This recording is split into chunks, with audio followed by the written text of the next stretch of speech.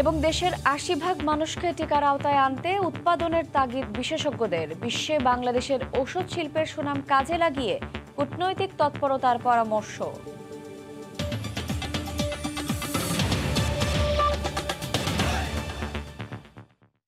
ভোরের সময়ের সঙ্গে আছি শায়লা রহমান ইমা। আইন অনুযায়ী হাসপাতালে চিকিৎসাধীন বেগম খালেদা জিয়াকে বিদেশ যেতে দেওয়ার সুযোগ নেই বলে সংসদে আবারও জানালেন আইনমন্ত্রী। তার মতে ফৌজদারি কার্যবিধির ৪০১ ধারা অনুযায়ী বেগম জিয়ার বিদেশে চিকিৎসা নেওয়ার আবেদন নিষ্পত্তি হয়ে গেছে। সকালে সংসদে পঞ্চদশ অধিবেশনে বিএনপির সংসদ সদস্য রুমিন ফারহানার প্রশ্নের জবাবে আইনমন্ত্রী একথা বলেন। ৪০১-এর ১ এবং ৪০১-এর ৪ ক ধারা ভালো করে পড়লে দেখা যায়, আদালত যদি বিদেশে যেতে নিষেধ করে কোনো আদেশও দেয়, তারপরেও সরকার বিদেশে যাওয়ার অনুমতি দিতে পারে। তার জবাবে আইনমন্ত্রী জানান, ফৌজদারি কার্যবিধির ৪০১ ধারা মোতাবেক বেগম জিয়াকে বিদেশে নিয়ে চিকিৎসা দেওয়ার আবেদন নিষ্পত্তি হয়ে গেছে। সাজা স্থগিত করে ওনাকে মুক্তি দেওয়া হয়েছে। মাননীয় প্রধানমন্ত্রী মানবিক কারণে এই নির্দেশ দিয়েছে। একটা নিষ্পত্তিকৃত দরখাস্তের উপরে আর কোনো অর্ডার দেওয়া যায় না। বিষয়টি নিয়ে বিভ্রান্তি না ছড়ানোর আহ্বান জানিয়ে বিএনপির আইন প্রণেতাদের স্পষ্ট করে আইনমন্ত্রী জানান, বিদেশে যেতে চাইলে খালেদা জিয়াকে জেলে গিয়ে নতুন আবেদনের পথে হাঁটতে হবে। মিসেস খালেদা জিয়া যদি আবারও জেলখানায় গিয়ে আবারও অ্যাপ্লাই করেন, তখন আমরা বিবেচনা করব। কিন্তু যেই অবস্থায় আছেন সেই অবস্থায় এই ৪০১ ধারায় এই কোনো পদক্ষেপ নতুন করে বিবেচনার কোনো সুযোগ নাই। বেগম জিয়ার ক্ষেত্রে আইনের কোনো ব্যত্যয় ঘটেনি বলেও সংসদকে অবহিত করেন আইন ও সংসদ বিষয়ক মন্ত্রী আনিসুল হক। চলমান ভ্যাকসিনেশন কার্যক্রমকে সাধুবাদ জানালেও স্বাস্থ্য খাত সংশ্লিষ্টরা বলছেন, টিকার জন্য বিদেশ নির্ভরতায় বসে না থেকে এখন উৎপাদনের দিকে নজর দিতে হবে। তারা বলছেন, ৮০% মানুষকে টিকার আওতায় আনতে হয়তো সামনের বছরের মাঝামাঝি পর্যন্ত অপেক্ষা করতে হবে। তবে বুস্টার ডোজের জন্য হলেও উৎপাদনই হতে পারে মূল ভরসা। আতিকুর রহমান তমালের রিপোর্ট। ভয় পাচ্ছ না তো? খুব সাহসী তুমি। ২৭ জানুয়ারি ২০২১ বাংলাদেশে করোনা মোকাবিলার যুদ্ধে দিনটি স্মরণীয় হয়ে থাকবে। উদ্বোধনের ১০ দিন পর সারা দেশে একযোগে টিকাদান শুরু হয় ৮ ফেব্রুয়ারি। এর আগেই তৈরি হয়েছে সুরক্ষা অ্যাপ। পর্যায়ক্রমে ফ্রন্টলাইনার, বয়স্ক ব্যক্তি, বিশ্ববিদ্যালয়ের শিক্ষার্থী শেষে স্কুল পর্যায়ে চলছে ভ্যাকসিনেশন। এরই মাঝে কয়েকবার দেওয়া হয়েছে গণটিকাও, যার সবশেষ সংযোজন বস্তিবাসী।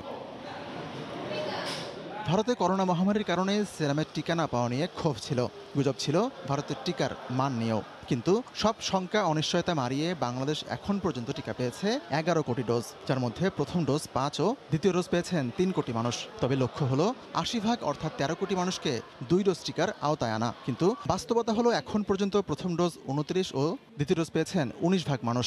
বিশেষজ্ঞরা বলছেন, এভাবে চললে হয়তো সামনের বছরের মাঝামাঝিতে লক্ষ্য অর্জন সম্ভব। তবে সবচেয়ে সহজ সমাধান হলো টিকা উৎপাদনের দিকে এগোতে হবে বাংলাদেশকে। পুরো জনগোষ্ঠীকে টিকার আওতায় আনতে হয়, যে ১৩ কোটি লোককে, তাহলে আমাদেরকে কিন্তু আমাদের বাইরের উপরে নির্ভর করাটা চলবে না। এইটা উৎপাদনে যেতে হবে যত তাড়াতাড়ি সম্ভব এবং এইটাকে অ্যাভেলেবল করতে হবে, যাতে আমরা জনগোষ্ঠীকে এই টিকার আওতায় আনতে পারি। তারা বলছেন, বিশ্বে ওষুধ শিল্পে সুনাম আছে বাংলাদেশের। সেটিকে কাজে লাগিয়ে ভ্যাকসিন তৈরিতে প্রয়োজন সরকারের জোরালো কূটনৈতিক তৎপরতা।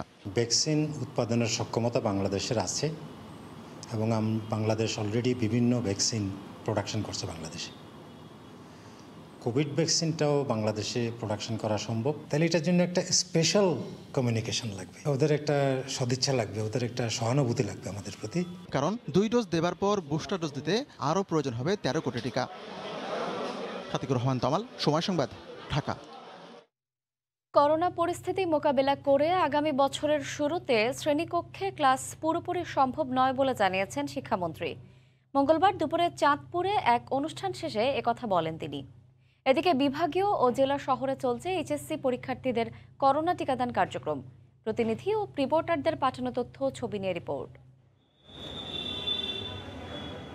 শিক্ষার্থীদের লম্বা লাইন দেখে বোঝা যায় করোনা টিকা নিয়ে আগ্রহ আছে সবার মাঝেই। পরীক্ষার আগে টিকা নিতে পেরে খুশি তারা, স্বস্তিতে অভিভাবকরাও। আমরা যে এই টিকাটা যে নিতে পেরেছি এখন আমাদের সুরক্ষিতভাবে আমি মনে করব। এখন থেকে আমরা সুরক্ষিত এবং স্বাচ্ছন্দ্যে চলাফেরা করতে পারবো, সেফলি পরীক্ষা দিতে পারবো, এটার জন্য ভালো লাগছে। অনলাইনে নিবন্ধন ছাড়াই শিক্ষা প্রতিষ্ঠানগুলোর পাঠানো তালিকা অনুযায়ী টিকা দেওয়া শুরু হয়েছে শিক্ষার্থীদের। তবে তালিকা অনুযায়ী নিবন্ধন করতে হচ্ছে কেন্দ্রে গিয়েই। রেজিস্ট্রেশন কার্ড নিয়ে তাদের আসার জন্য প্রিন্সিপাল স্যারদেরকে নির্দেশনা দিয়েছি এবং এই ফাইজারের টিকা তারা নিতেছে। শিক্ষার্থীদের টিকা দেওয়ার প্রথম ধাপে অগ্রাধিকার ভিত্তিতে কলেজ পর্যায়ের শিক্ষার্থীদের প্রথমে টিকা দেওয়া হবে। পর্যায়ক্রমে স্কুল পর্যায়ের শিক্ষার্থীদেরও এর আওতায় আনা হবে বলে জানায় স্বাস্থ্য বিভাগ। শুধুমাত্র এইচএসসি পরীক্ষার্থী যারা তাদেরকেই অগ্রাধিকার ভিত্তিতে ফাইজার টিকার কর্মসূচির অন্তর্ভুক্ত করব। পরবর্তী পর্যায়ে স্কুল পর্যায়ের বাচ্চাদের ফাইজার এর আওতায় নিয়ে আসব। এদিকে করোনা পরিস্থিতি মোকাবিলা করে বছরের শুরুতে শ্রেণীকক্ষে ক্লাস পুরোপুরি সম্ভব নয় বলে জানালেন শিক্ষামন্ত্রী। প্রতিটি ক্লাস কক্ষে যদি আমরা স্বাস্থ্যবিধি মেনে শিক্ষার্থীদেরকে বসাতে যাই তাহলে আমাদের ওই এখনো পুরো ক্লাস একদম প্রতিটি শ্রেণীর সকল ক্লাস নেওয়া সেটি এখনো সেভাবে সম্ভব হবে না। এইচএসসি পরীক্ষার পর শুরু হবে দ্বিতীয় ডোজ টিকা দেয়া। আহসানুল করিম, সময় সংবাদ। সবার জন্য ভ্যাকসিন নিশ্চিতে এবার বস্তিবাসীকে দেয়া হচ্ছে টিকা। প্রথম দিন রাজধানীর কড়াইল বস্তিতে টিকা কর্মসূচির মধ্য দিয়ে শুরু হয় এই বিশেষ কার্যক্রম। আগে থেকে নিবন্ধিত না হলেও আছে স্পট রেজিস্ট্রেশনের ব্যবস্থা। টিকা পেয়ে খুশি বাসিন্দারা। লক্ষ্য সব শ্রেণী পেশার মানুষকে টিকার আওতায় এনে কোভিড থেকে সুরক্ষা নিশ্চিত করা। তাই সরকারের বিশেষায়িত টিকাদান কর্মসূচি এবার বস্তির বাসিন্দাদের জন্য। মঙ্গলবার রাজধানীর কড়াইল বস্তিতে কোভিড টিকা দেওয়া হয় 25টি বুথে। সকাল থেকেই বুথে বুথে ব্যাপক উৎসাহ উদ্দীপনা, উপচে পড়া ভিড়। কালকা মাইকিং করলো, জানাই দিল, এই জন্য আজকে আসে দিয়ে গেল। আলহামদুলিল্লাহ খুব সুস্থভাবে দিছি, এত ভালোভাবে দিতে পারবো এটা ভাবিনি কোনোদিন। বিশেষে কর্মসূচিতে প্রয়োজন পড়েনি আগে থেকে নিবন্ধনের। জাতীয় পরিচয়পত্র না থাকলেও জন্ম সনদ নিয়ে আসলেই তাৎক্ষণিক নিবন্ধনের মাধ্যমে টিকা নিতে পারছেন বস্তির বাসিন্দারা। আগে নিবন্ধনের প্রক্রিয়াটা তো অনেক ঝামেলা ছিল, আর এখন যেটা হয়েছে এটা একবারে সহজ। এতদিন টিকা দেয়নি, আমার ভোটার কার্ড ছিল না কো, সেজন্য আমার টিকা দেওয়া হয়নি। এখন আজকে জন্ম নিবন্ধন দিয়ে টিকা দিচ্ছে, সেজন্য টিকা দিতে আসছি। ঢাকা উত্তর সিটি কর্পোরেশন বলছে বস্তির বাসিন্দাদের জন্য বরাদ্দ রাখা হয়েছে 5 লাখ ডোজ। পরবর্তীতে বাড়ানো হবে এ সংখ্যা। যারা আজকে এখানে টিকা দেওয়ার সময় উপস্থিত নাই তাদের জন্য আমরা শুক্রবার শনিবার টিকা দেওয়ার কর্মসূচি হাতে নিয়েছি।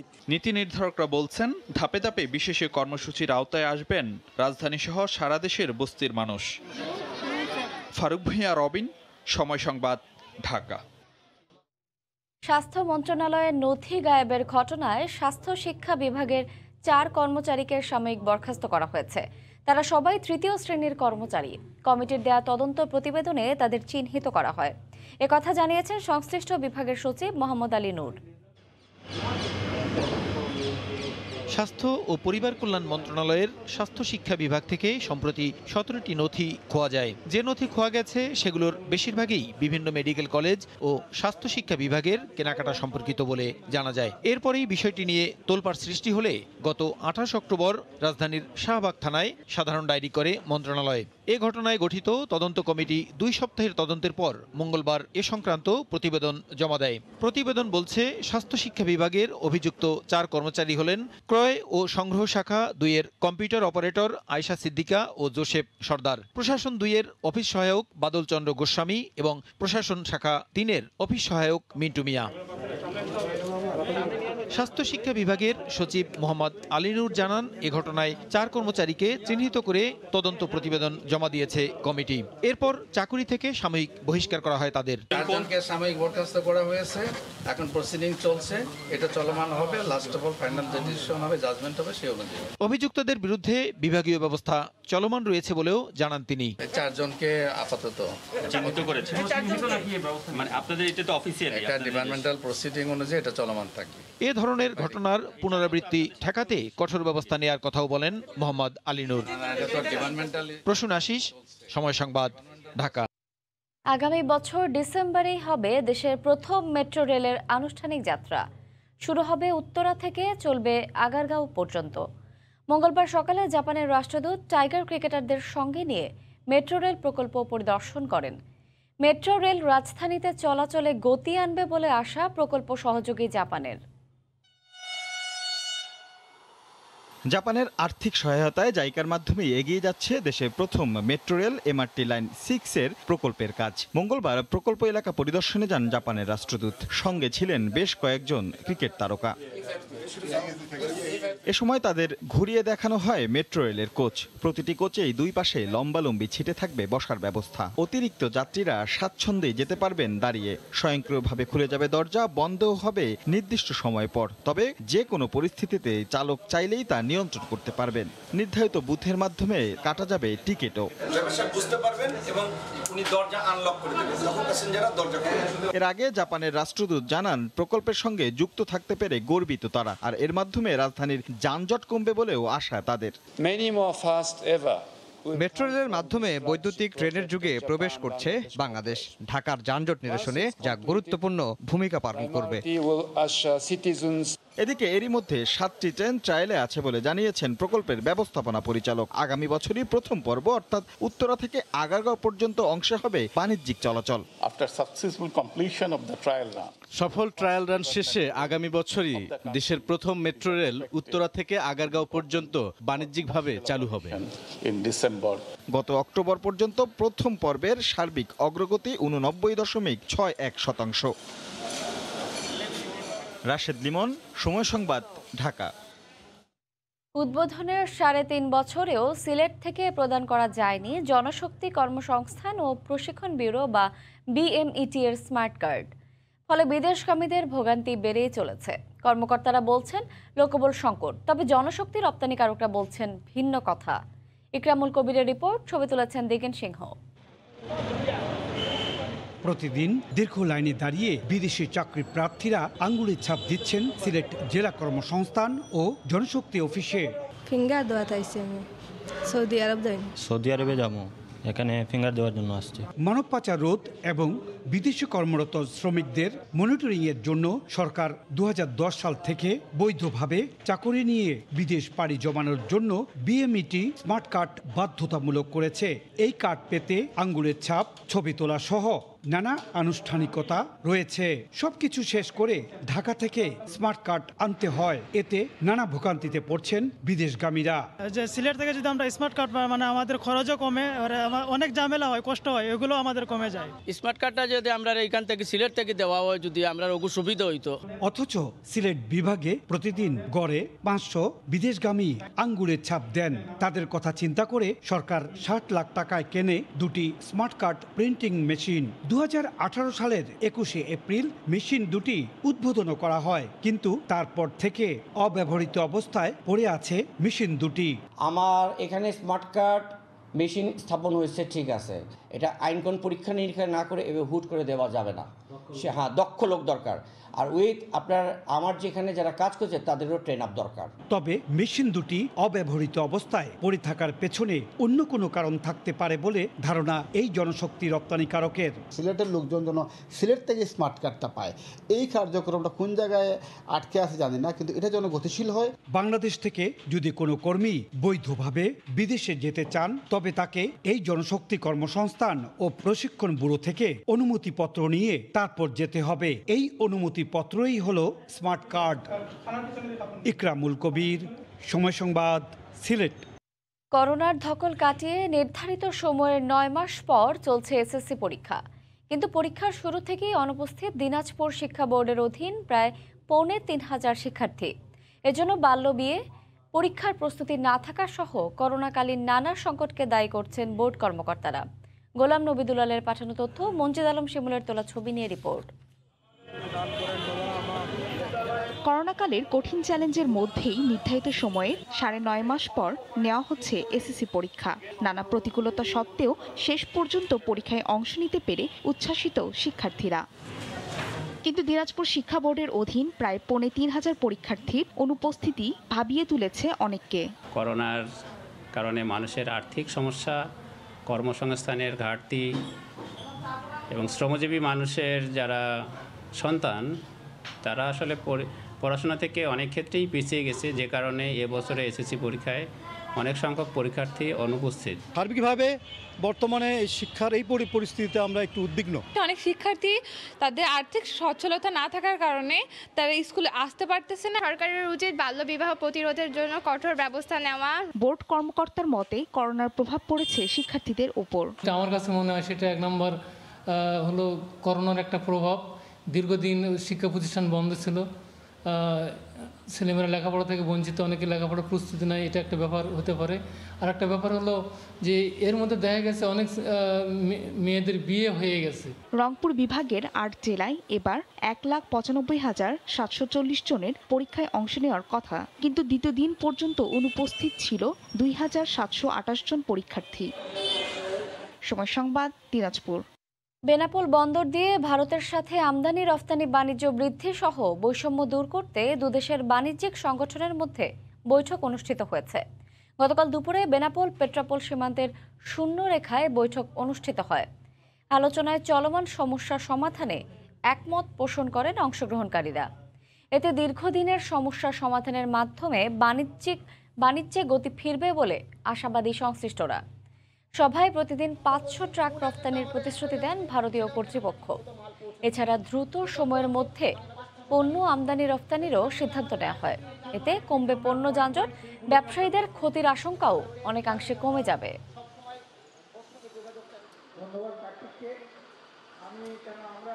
আমি as much as possible যত গাড়ি আমার নেওয়া সম্ভব এবং ট্রেডের স্বার্থে এবং ব্যবসায়ের স্বার্থে তত গাড়ি আমি নেব। প্রত্যেকে জবাবদিহিতার মধ্যে আনতে হবে যে ৫০০ গাড়ি ঢুকতে হবে, আর যদি না হয় সেই ডিপার্টমেন্টকে দায়ী করতে হবে। এটা এর কোনো বিকল্প নাই। আমাদের প্রথম কথা ছিল গোপালচর সাহেব বললেন ৫০০ কি ৬০০, তো সেখানে মেঘনা চাইতে যান ৬০০ জায়গা স্বাস্থ্য পাচ্ছি, ভালোই তো। এই স্বাস্থ্যটাই যদি ডেলি কন্টিনিউ হয়, আপাতত যদি ১৫ দিনও কন্টিনিউ হয়, আমার বনগা শহর খালি হয়ে যাবে। দীর্ঘ প্রায় ৮ মাস পর টেকনাফ সেন্ট মার্টিন নৌরুটে শুরু হলো পর্যটকবাহী জাহাজ চলাচল। মঙ্গলবার টেকনাফ জেটিঘাট থেকে ৩০০-র বেশি পর্যটক নিয়ে একটি জাহাজ সেন্ট মার্টিনের উদ্দেশ্যে রওনা হয়। যান্ত্রিক শহর ছেড়ে দারুচিনি দ্বীপে যেতে পেরে খুশি ভ্রমণ পিপাসুরা। ব্যবসায়ীরা আশা করছেন ক্ষতি পুষিয়ে নেয়ার। আরও জানাচ্ছেন সুজাউদ্দিন রুবেল। টেকনাফ ধমধমিয়া জেটিঘাট ভিড় করছে শত শত পর্যটক। সবার উদ্দেশ্য প্রবালদ্বীপ সেন্ট মার্টিনে ভ্রমণ। কারণ দীর্ঘ প্রায় ৮ মাস পর টেকনাফ সেন্ট মার্টিন নৌরুটে পর্যটকবাহী জাহাজ চলাচল শুরু হয়েছে। নাপ নদী, দুপাশে মনোরম পরিবেশ, এক পাশে পাহাড়, অন্য পাশে মিয়ানমার সীমান্ত। আর নাপ নদীতে দল বেঁধে জাহাজের পিছু নিচ্ছে গাংচিলের দল। এই অপরূপ দৃশ্য উপভোগ করছেন পর্যটকরা। যান্ত্রিকতার শহর ছেড়ে প্রশান্তির খোঁজে সেন্ট মার্টিন ছুটে এসেছেন তারা।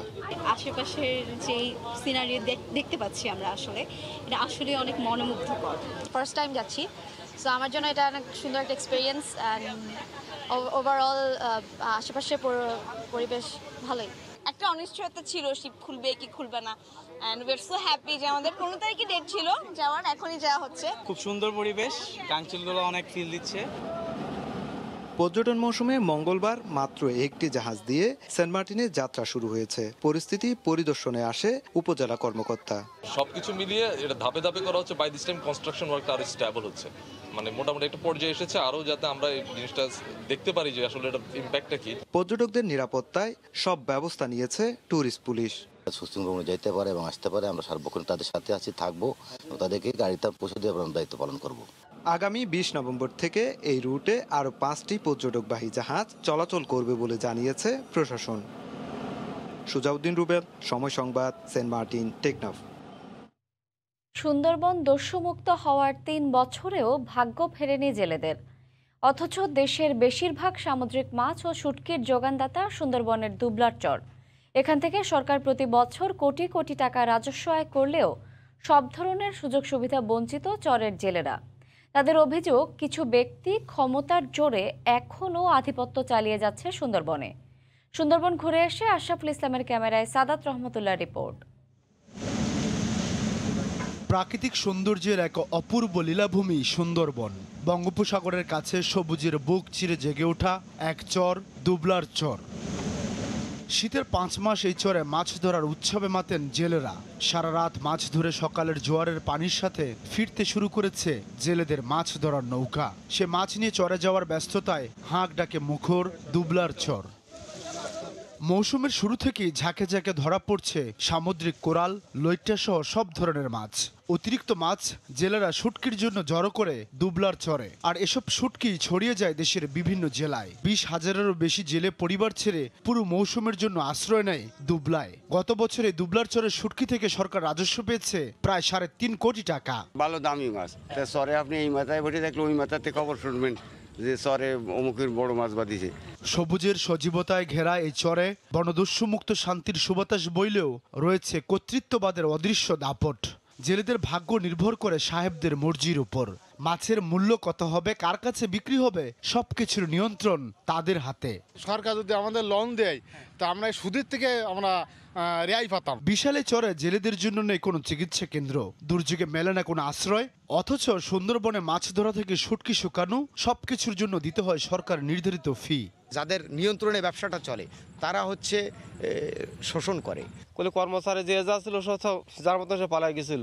পৃথিবীর ম্যানগ্রোভ বনাঞ্চল সুন্দরবন র্যাবের সহায়তায় 2018 সালে দস্যুমুক্ত ঘোষণা করে সরকার।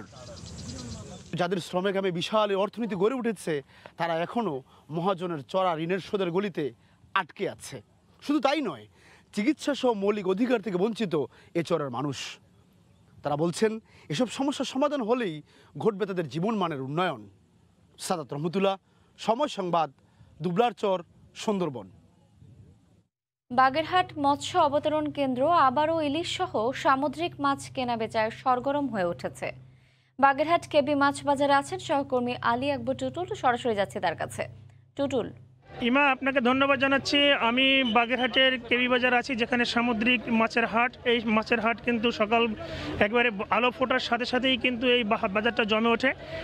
আপনাকে জানিয়ে রাখি, এবার কিন্তু একটু ব্যতিক্রম রয়েছে। শীত মৌসুমের শুরুতেই কিন্তু ইলিশের মাছ কিন্তু এখন আসছেন এবং সাগর থেকে সরাসরি ইলিশ আহরণ করে কিন্তু জেলেরা এই ঘাটে নিয়ে আসেন, কেবি ঘাটে এবং ভৈরব নদীর পাশে, এবং সেখান থেকে কিন্তু এই বাজারে হাটে নিয়ে আসেন। এবং এখানে কিন্তু শত শত পাইকাররা রয়েছেন, তারা কিন্তু বিভিন্ন এবং এখানে হাঁক ডাক করে এবং মুখরুত অবস্থায় তারা কিন্তু মাছ ক্রয় করে নিয়ে যান। এখানে কিন্তু বিভিন্ন সাইজের ইলিশ রয়েছে, প্রায় 1 কেজি ওজনের ইলিশের প্রায় 1200 টাকা পর্যন্ত উপরে দাম রয়েছেন, এবং 500 গ্রামে ওজনের 4 থেকে 450 টাকা, এবং তার একটু ছোট ইলিশ রয়েছে 300 থেকে 350 টাকা দর। আমরা আপনাকে জানিয়ে রাখি যে শুধু ইলিশের পাশাপাশি কিন্তু এখানে সামুদ্রিক হাটের মধ্যে কিন্তু অনেক মাছ রয়েছে। আমরা জানতে চাইবো একজনকে যে আসলে সামুদ্রিক মাছের মধ্যে কি কি রয়েছে এবং কি কি মাছ এখানে পাওয়া যায়। এখানে বিভিন্ন ধরনের সাগরের মাছ পাওয়া যায়, মনে করেন ইলিশ মাছ পাওয়া যায়, বাজা মাছ, জাবা মাছ, মরমা মাছ, তুলোডাটি মাছ, বিভিন্ন ধরনের মাছ আছে। এখন মনে করেন পুরোপুরি গণ না, তারপরও যে আপনি বললেন যে ইলিশ মাছ কেজিটা 1200, 1250, আর কেজির নিচেরটা মনে করেন 700, 750, 800, আর জাটকা যেটা ওইটা তো খুবই কম, ওটা মনে করেন 350, 400 এরকমের আর কি মাছ দামে বিক্রি হচ্ছে। কিন্তু মোটামুটি মাছের দাম ঠিক সমতুল্যের ভিতরেই আছে।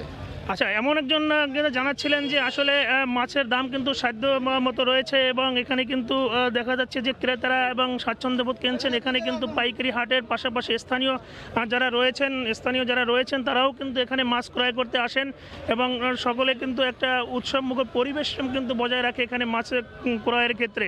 আমরা জানি যে বাগেরহাটের প্রত্যন্ত এলাকা থেকে এবং পার্শ্ববর্তী পিরোজপুর এবং গোপালগঞ্জের একটা অংশ এবং আশপাশের এলাকা থেকে কিন্তু ভোর থেকেই কিন্তু এখানে পাইকাররা ছুটে আসেন এখানে ইলিশ সংগ্রহ করতে।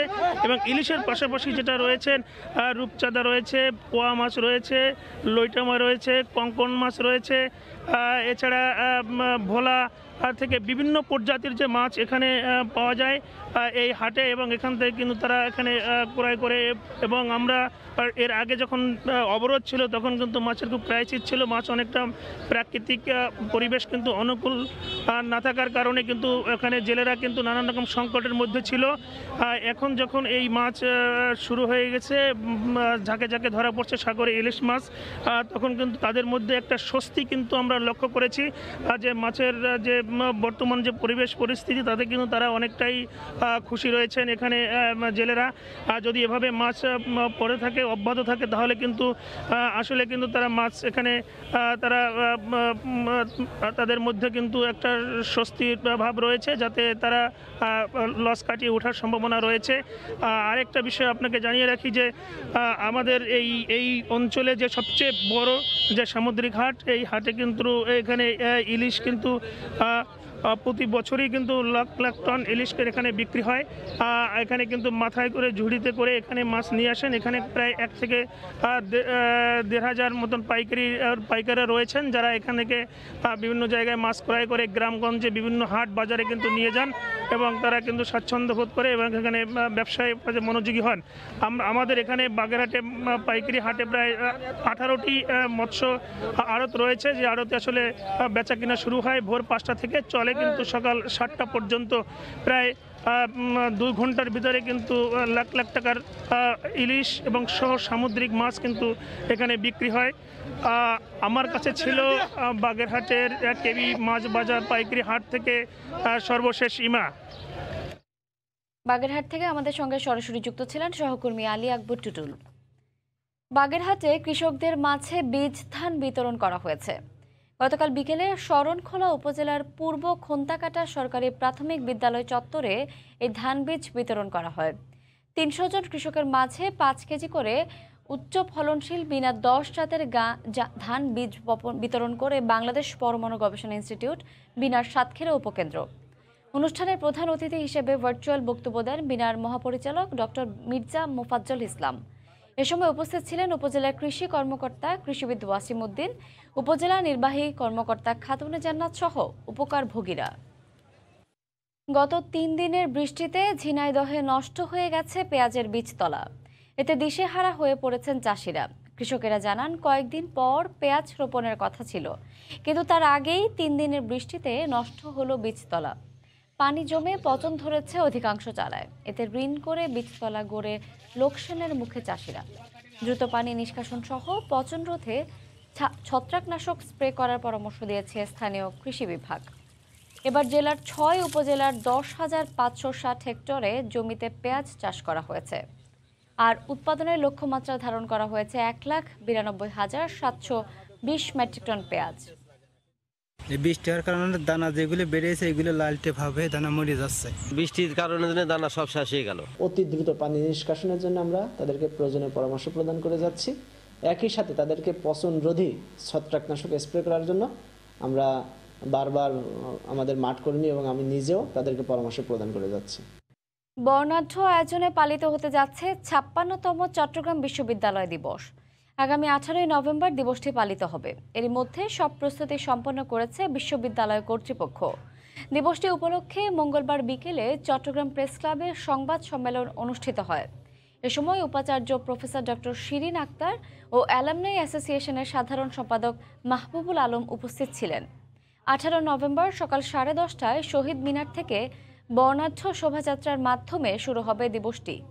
বিকেলে হবে নানা সাংস্কৃতিক অনুষ্ঠান। 1966 সালের 18 নভেম্বর 4টি বিভাগ, 7 জন শিক্ষক ও 200 শিক্ষার্থী নিয়ে যাত্রা শুরু করে চট্টগ্রাম বিশ্ববিদ্যালয়। সাতক্ষীরায় অনুষ্ঠিত হলো টেকসই উন্নয়নে স্বাস্থ্যকর গ্রাম শীর্ষক কর্মশালা ও গ্রাম্য মেলা। গতকাল দুপুরে শহরের তুফান কনভেনশন সেন্টারে কর্মশালা ও স্বাস্থ্যকর গ্রাম্য মেলার উদ্বোধন করেন জেলা প্রশাসক মোহাম্মদ হুমায়ুন কবির। দেশের উন্নয়নে সকলকে একসঙ্গে কাজ করার আহ্বান জানান তিনি। পরে স্বাস্থ্যকর গ্রাম উন্নয়নে বিশেষ ভূমিকা পালন করায় বেশ কয়েকজন ইউনিয়ন সচিবদের ক্রেস্ট ও স্বাস্থ্যকর্মীদের মাঝে হেলদি ভিলেজ সনদপত্র বিতরণ করা হয়। সুনামগঞ্জে মুক্তিযোদ্ধাদের জন্য আবাসন প্রকল্পের নির্মাণ কাজ পরিদর্শন করা হয়েছে। গতকাল দুপুরে বিশ্বম্ভরপুর উপজেলায় ধনপুর ইউনিয়নে বীর নিবাস আবাসন প্রকল্প পরিদর্শন করেন উপজেলা নির্বাহী কর্মকর্তা। এ সময় তিনি উপকারভোগীদের সাথে কথা বলেন এবং নির্মাণ কাজের অগ্রগতি জানতে চান। চলতি অর্থ বছরে 13 লাখ টাকা ব্যয়ে উপজেলার 5টি ইউনিয়নে অসচ্ছল মুক্তিযোদ্ধাদের 12টি বীর নিবাস আবাসন প্রকল্পের নির্মাণ কাজ শুরু হয়েছে।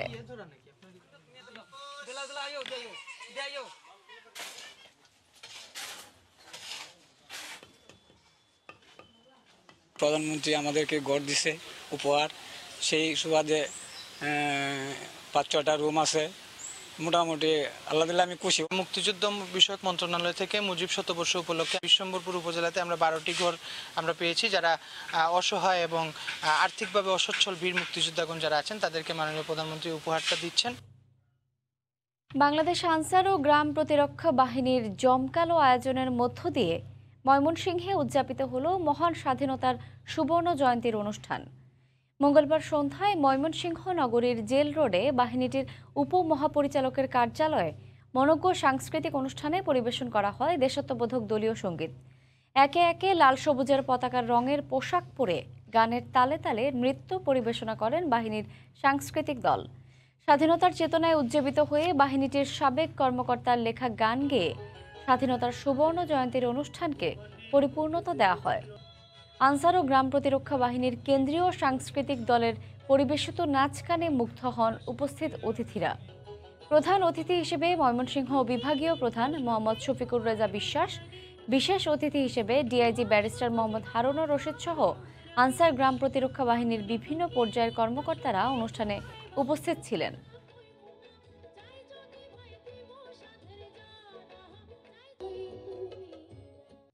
ঠাকুরগাঁওয়ে বাড়ছে শীত। শীত বাড়তে থাকায় বাড়ছে দরিদ্রদের গরম কাপড় কেনার চিন্তা। শীতের খবর জানাতে সদরের টাঙ্গন ব্রিজ এলাকায় আছেন রিপোর্টার জিয়াউর রহমান বকুল। সরাসরি যাচ্ছে তার কাছে। বকুল। ধন্যবাদ ইমা। আপনি জানেন যে উত্তরের যেই জেলা ঠাকুরগাঁও, এই ঠাকুরগাঁয়ে কিন্তু বরাবরই শীত কিন্তু সেভাবেই জেঁকে বসে। তবে আমরা এবার যেটি লক্ষ্য করেছি, এখনও কিন্তু সেভাবে কনকনে যে শীত অনুভূত হওয়ার, সেই কনকনে শীত কিন্তু এখনও পর্যন্ত অনুভূত হচ্ছে না। তবে সকালে ভোর থেকে সকাল পর্যন্ত এখন সামান্য কুয়াশায় আচ্ছন্ন থাকছে শহর।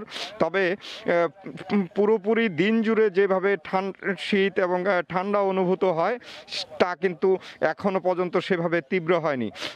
তবে এই উত্তর অঞ্চলের মানুষের জন্য শীত কিন্তু একটি কষ্টদায়ক এবং দুর্ভোগ বলা চলে। কারণ এখানকার মানুষ, যারা শ্রমজীবী মানুষ রয়েছে, যারা খেটে খাওয়া মানুষ রয়েছে, তারা কিন্তু সবচেয়ে বেশি কষ্ট ভোগ করে শীতে গরম কাপড়ের অভাবে। আমরা যেটি বরাবরই লক্ষ্য করি যে জেলা প্রশাসনের পাশাপাশি বিভিন্ন বেসরকারি যে সংস্থা এবং সংগঠনগুলো আছে, তারাও কিন্তু এই শীত নিবারণের জন্য গরিব মানুষের কাছে এগিয়ে আসে। আমরা কথা বলবো একজন পথচারীর সাথে। এই যে ঠাকুরগাঁয়ে যে শীত, সেই শীতের যে পরিস্থিতি বর্তমান কেমন দেখছেন আপনি? আমরা ঠাকুরগাঁয়ে প্রতিনিয়ত প্রত্যেকবার যে শীতটা পড়ে, এবার কিন্তু সেরকম শীত এখনো পড়েনি। প্রচণ্ড কুয়াশা থাকে, দেখা যায় না। এইবার সেরকম শীত এখনোই পড়েনি। তবে আমাদের ঠাকুরগাঁর শীতটা এমন শীত হয় যে আসলে যারা দরিদ্র মানুষ, এদের জন্য খুব কষ্টকর হয়ে যায় কাপড়টা সংগ্রহ করতে। তারা মানে শ্রম করে খাবে না কাপড় কিনবে। যেমন লক্ষ্য করা গেছে, সরকারের পক্ষ থেকে প্রতিনিয়তই প্রত্যেক বছরেই আপনার শীতের বস্ত্র বিতরণ করে। বিভিন্ন সংগঠনগুলো আছে ঠাকুরঘর, তারাও কম্বল বিতরণ করে। তো সরকারের একার পক্ষে তো আর সম্ভব হয় না, চাপ হয়ে যায়। এই জন্য আমার যেটা আবেদন থাকবে যে সরকার তো দেবেই, পাশাপাশি যে আমাদের ঠাকুরগাঁর বিভিন্ন সংগঠনগুলো আছে, এরা যাতে এই দরিদ্র মানুষের পাশে এসে দাঁড়ায় শীত নিবারণের জন্য। ধন্যবাদ আপনাকে। শুনছিলেন ইমা যে ঠাকুরগাঁয়ের যে স্থানীয় লোকজন, তারা যেভাবে বলছিলেন যে শীত নিবারণের চেষ্টায় কিন্তু অনেকে এগিয়ে আসে। তো এই এবারও যেন এগিয়ে আসে শীত নিবারণের চেষ্টার জন্য গরম কাপড় নিয়ে, সেই জিনিসটি তারা কিন্তু চান। তো আমরা আরেকজন পথচারীর সাথে কথা বলবো যে আসলে এই যে শীত, সেই শীতে কি আপনারা তো কর্মজীবী মানুষ, আমরা লক্ষ্য করছি যে আপনি বরাবরই সকাল থেকে মানুষ কর্মে যায়, সেই ক্ষেত্রে এই কষ্টটা কতটুকু হয় সেটা একটু বলুন। আচ্ছা দেখুন, আমরা যারা কাজ করি আর কি, আমরা সকাল থেকে প্রতিটা ঠাকুরগাঁর প্রতিটা প্রায় 5টা উপজেলায় আমাদেরকে যেতে হয়। তো এখন ওইভাবে শীত পড়েনি, কিন্তু যেই শীত অনুভূত হচ্ছে আমাদেরকে এখনই কিন্তু কষ্ট হচ্ছে, আর ভবিষ্যতে তো আরও সামনে আরও অনেক শীত আসবে। তো গরিব অসহায় মানুষের জন্য অনেক কষ্টকর হয়ে যায়। বাজারের যে দ্রব্যমূল্যের অবস্থা, এমনি শীতের গরম কাপড় কিনতে গেলে তাদের অনেক টাকার প্রয়োজন হয়। তা আমার আশা করব যে আমাদের সরকার তো সহযোগিতা করে, সরকারের পাশাপাশি যদি আমাদের সমাজে যারা বিত্তবান আছে তারা যদি কিছুটা হেল্প করে, সবার সাথে এগিয়ে আসে, তাহলে মনে হয় যে গরিব মানুষগুলো কিছুটা হলে স্বস্তিতে থাকবে আর কি। ধন্যবাদ আপনাকে।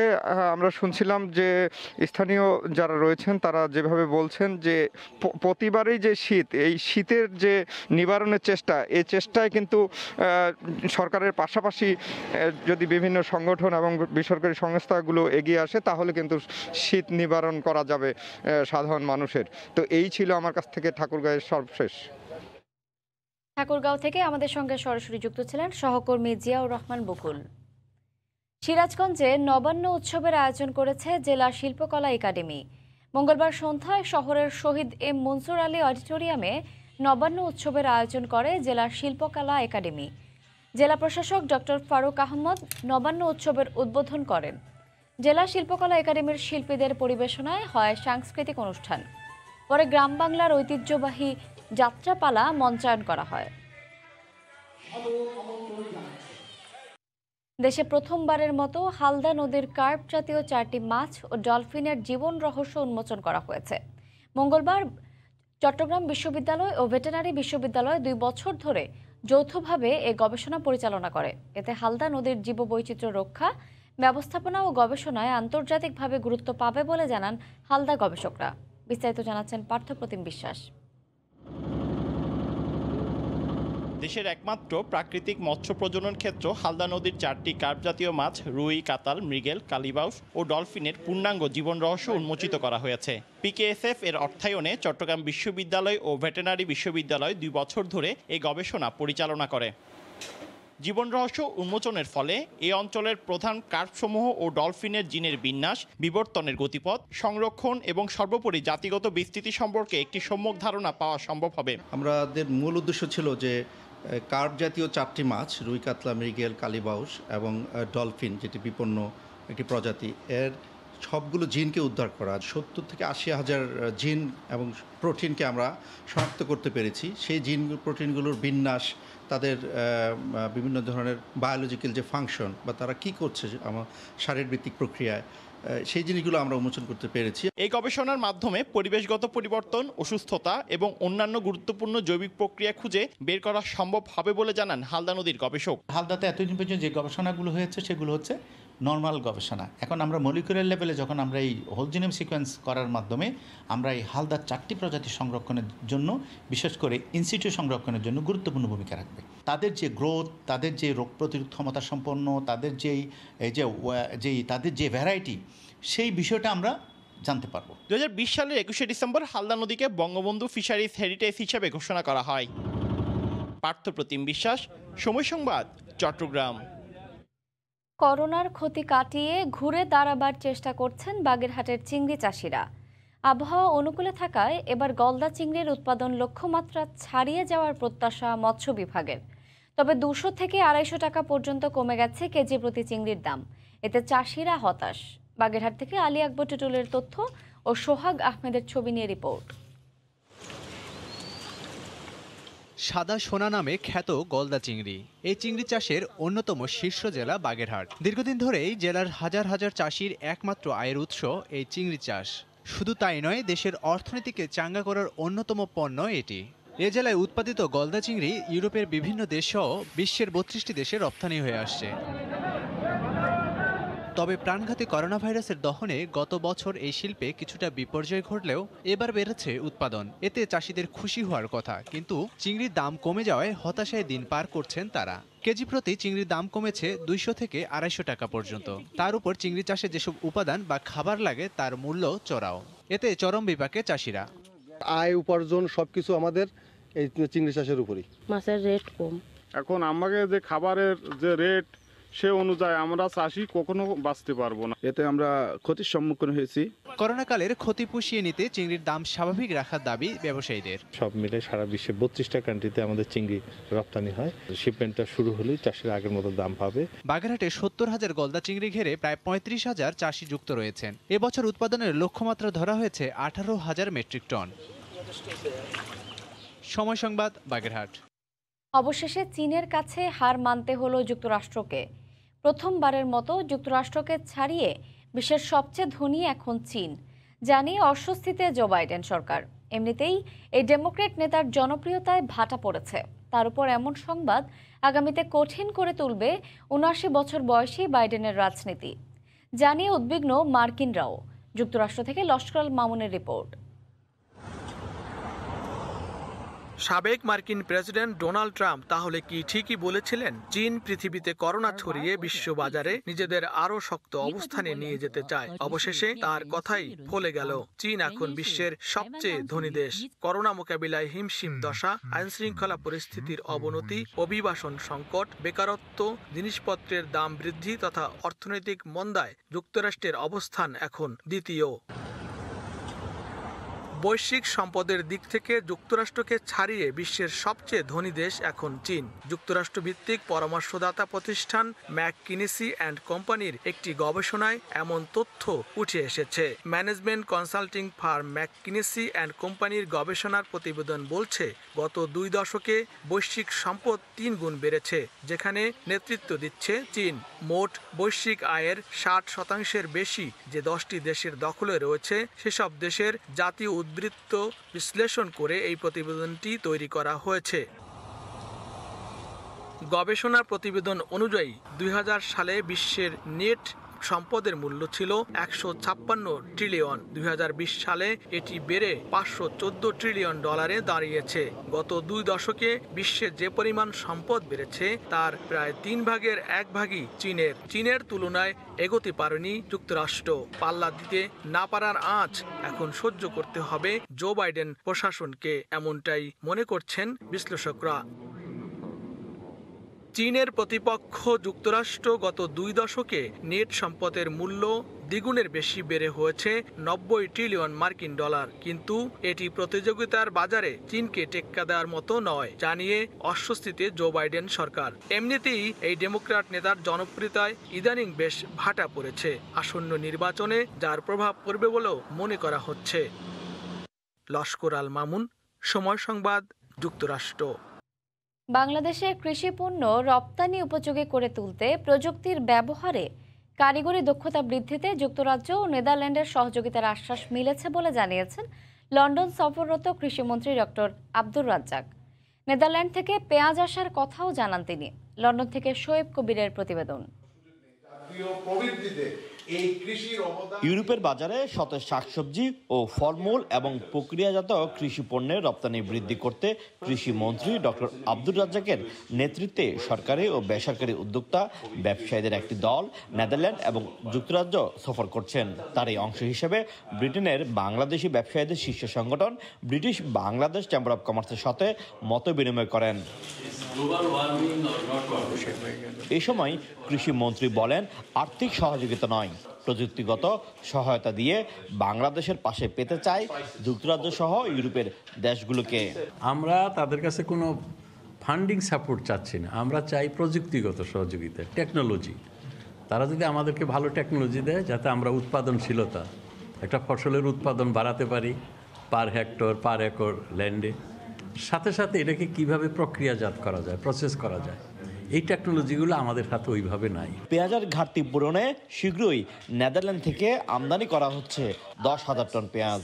নেদারল্যান্ডের বছর জুড়ে পেঁয়াজ চাষের কৌশলও বাংলাদেশ কাজে লাগাতে চায় বলে জানান মন্ত্রী। এই মুহূর্তে তারা 10,000 টন পেঁয়াজ বাংলাদেশে পাঠাচ্ছে। সেই গুদামও আমরা গিয়েছিলাম, আমাদের দেখাইলো container ready to go to Bangladesh.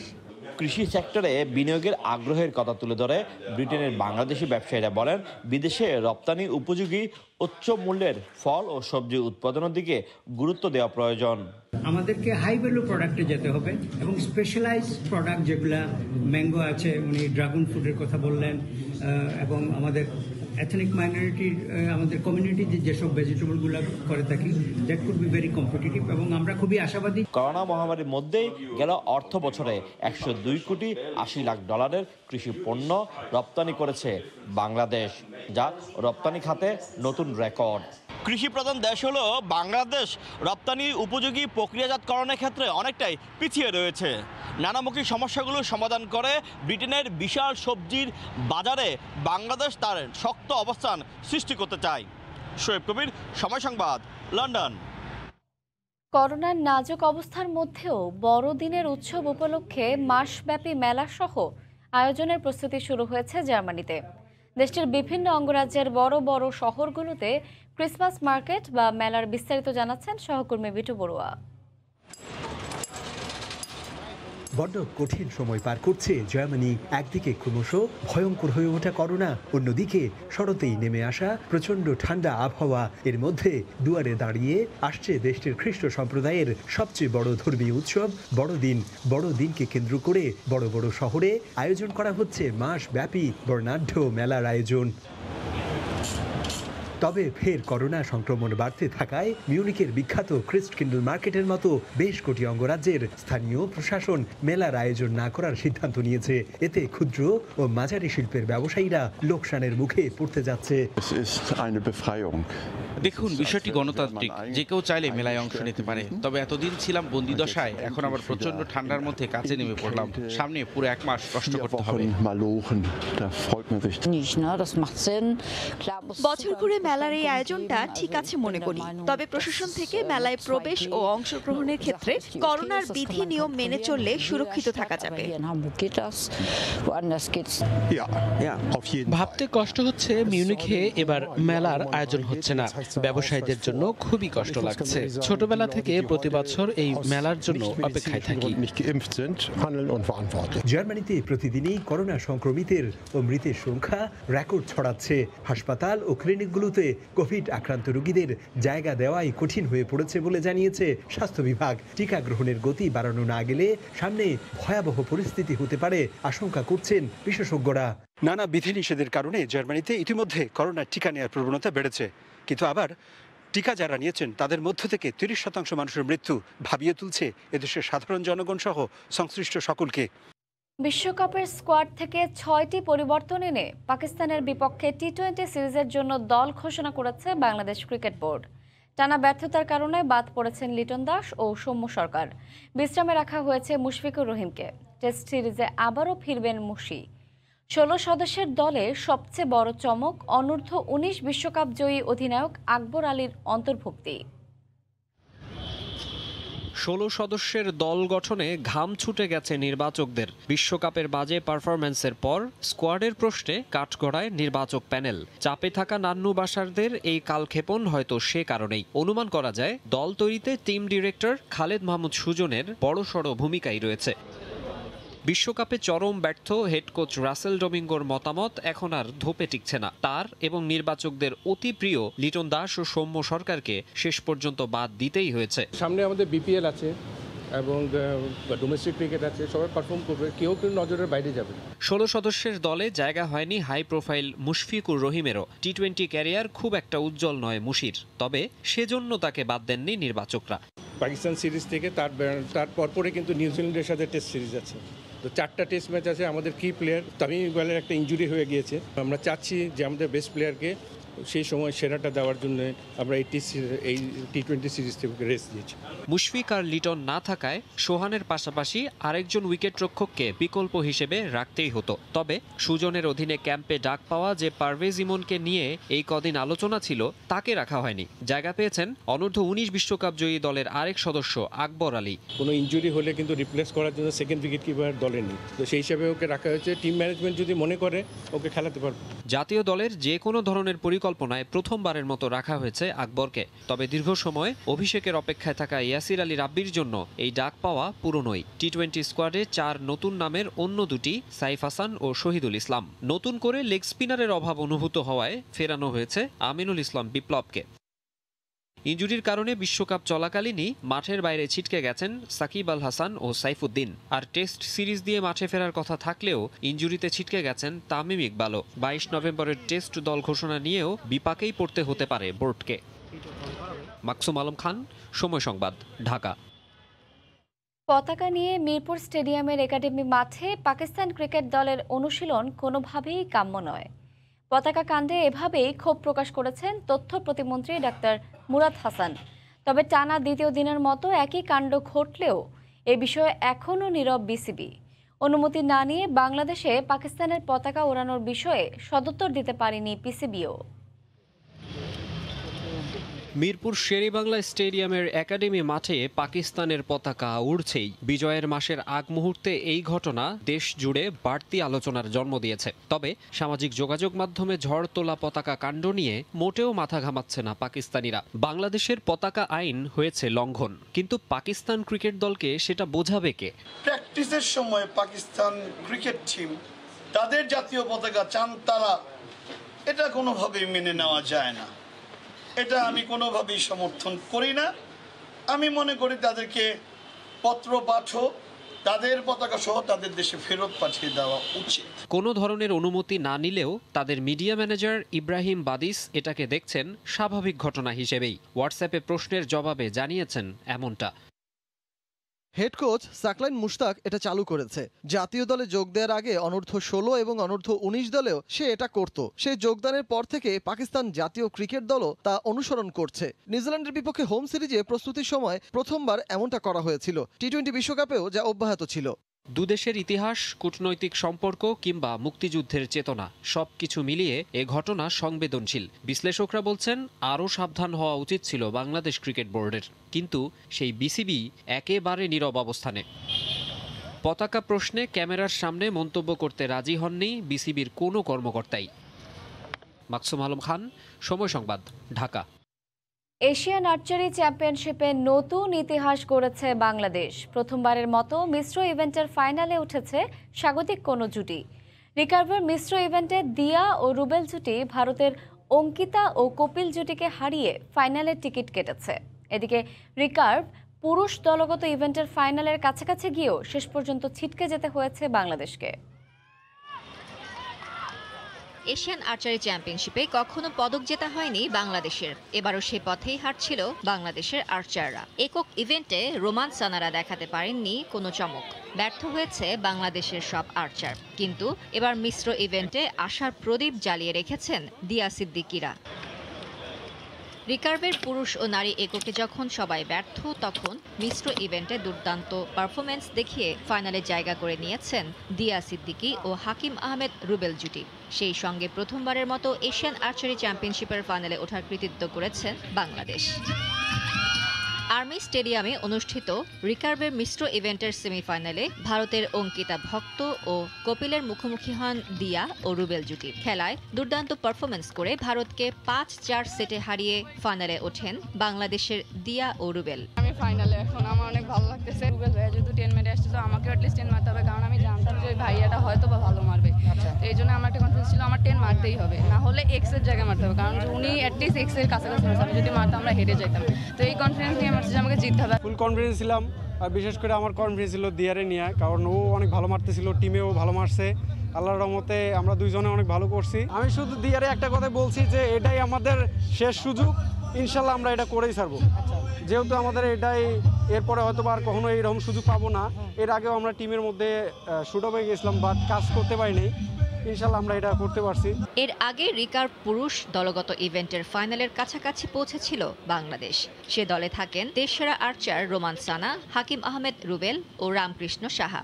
উজবেকিস্তানকে 6-0 সেটে হারিয়ে সেমিফাইনালে ওঠে স্বাগতিকরা, যেখানে দারুণভাবে লড়াই করে চির প্রতিদ্বন্দ্বী ভারতের সঙ্গে 4-4 সেটে ড্র করে বাংলাদেশের আর্চাররা। কিন্তু শেষের নিশানায় তুলনামূলক পিছিয়ে থাকায় ফাইনাল থেকে ছিটকে যায় বাংলাদেশ। ফারজানা মুমু, সময় সংবাদ, ঢাকা। 2019 এসএ গেমসে 10 স্বর্ণ জয়ের টাকা এখনো পাননি রোমান সানা দিয়ারা। পদক প্রতি 10 লাখ টাকা দেবার কথা ছিল আর্চারদের। 2 বছর পেরিয়ে গেলেও এখনও কালক্ষেপণ করছে ক্রীড়া মন্ত্রণালয়। এদিকে ফেডারেশন বলছে দ্রুতই খেলোয়াড়দের পাওনা টাকা দিয়ে দেবার উদ্যোগ নেওয়া হচ্ছে। ক্রিকেটের পর সাম্প্রতিক সময়ে দেশের সবচেয়ে সম্ভাবনাময় খেলা আর্চারি। 2019 নেপাল এসএ গেমসে দেশের ক্রীড়াঙ্গনের ইতিহাসে সবচেয়ে সাফল্য নিয়ে আসে বাংলাদেশ। সেবার 19টি স্বর্ণপদক পায় লাল সবুজের প্রতিনিধিরা, যার 10টি পায় রোমান সানারা। তারই ধারাবাহিকতায় অলিম্পিক ও ওয়ার্ল্ড কাপে ভালো করে বাংলার আর্চাররা। কিন্তু পিলে চমকে যাবার মতো খবর, প্রায় 2 বছর আগে স্বর্ণজয়ের সেই টাকা ক্রীড়া মন্ত্রণালয় থেকে এখনো পায়নি আর্চাররা। আর্থিক অঙ্কে যার পরিমাণ ছিল পদক প্রতি 10 লাখ টাকা।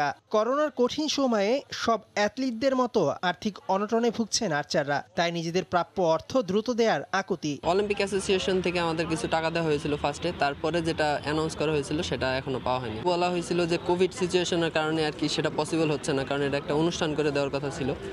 এখন তারপরে এটা নিয়ে আর কোনো নিউজ হয়নি বা এটার কোনো আপডেট হয়নি। পেলে আমরাও হয়তো বা একটু ফ্যামিলিগত দিক থেকে বা সরকারের যে সাপোর্টটা ওটা একটু পেলে আমাদের ভালো হতো।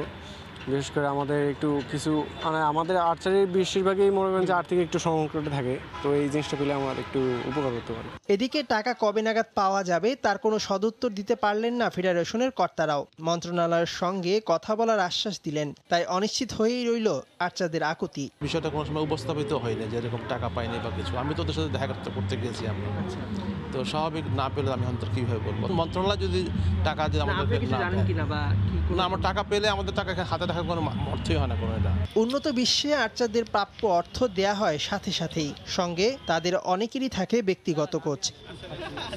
মেহেদী নাইম, সময় সংবাদ, ঢাকা। এই ছিল ভোরের সময়, সঙ্গে থাকুন সময়ের।